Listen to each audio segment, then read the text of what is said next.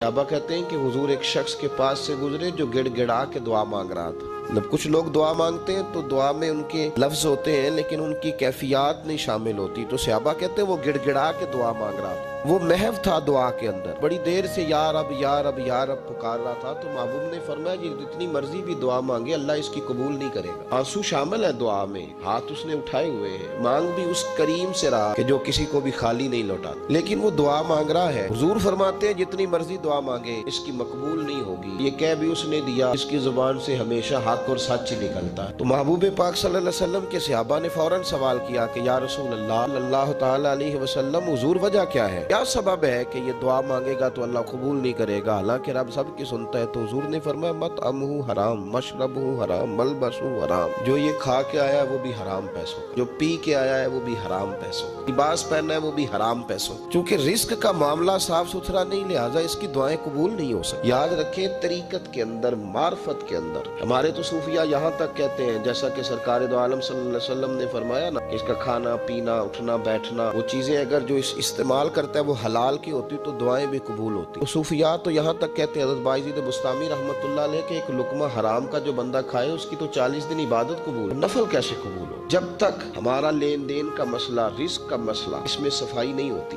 बंदों के हुकूक दबा कर 10 रुपए 5 रुपए 20 रुपए भी किसी के रख कर अगर हम ये समझते हैं मार्फत का नूर हमें नसीब हो तो ये मुमकिन नहीं। सूफिया तो मेरे भाई एक वक्त रोटी खाते थे, वो लोग तो कमजोरी दिखाते थे, उनके वजूद तो दुबले पतले थे। वो लोग जो थे वो बेचारे किसी का फेंका हुआ टुकड़ा भी किसी दरवेश का किसी मोमिन का इस्तेमाल कर लेते थे, लेकिन जिंदगी में उन लोगों ने कभी किसी शख्स को धोखा नहीं दिया, किसी का माल नहीं रखा।